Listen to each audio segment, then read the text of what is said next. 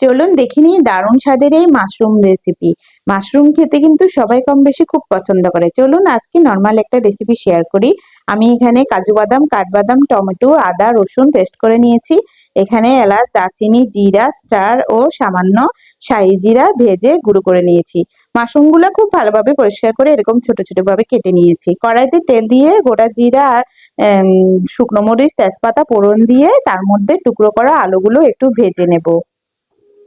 আলুগুলো খুব একটা ভালোভাবে কালার আসলে এখন আমি এখানে দিয়ে দেব পেঁয়াজ কুচি। পেঁয়াজ কুচিটা আবার কিছুক্ষণ আলুর সাথে খুব ভালোভাবে ভেজে নেব। তারপরে দেব এখানে ওই আগে থেকে করে রাখা পেস্ট, লবণ, হলুদ গুঁড়ো, মরিচ গুঁড়ো, ধনিয়া জিরা গুঁড়ো। খুব ভালোভাবে আলুর সাথে সব মশলা মিশিয়ে তার মধ্যে দিয়ে দিব গুঁড়ো করা মশলাটা। এখন আমি এখানে অ্যাড করব সামান্য গরম জল। গরম জল দেওয়ার পরে এখানে অ্যাড করে দেব মাশরুমগুলো। মাশরুমগুলো মশলার সাথে খুব ভালোভাবে নেড়েচেড়ে তার মধ্যে দিয়ে দেব গরম জল পরিমাণ মতো। জলটা ফুটে আসলে কিছুক্ষণ লো আঁচে রান্না করে তারপর এখানে দেব সামান্য গরম মশলা। গরম মশলা দেওয়ার পর আমি এটা আরও কিছুক্ষণ লো আঁচে রান্না করে একদম গ্রেভি গ্রেভি করে ঝোলটা নামিয়ে নেব। এবার পরিবেশন করুন ভাত কিংবা রুটির সাথে, দারুণ এই রেসিপি।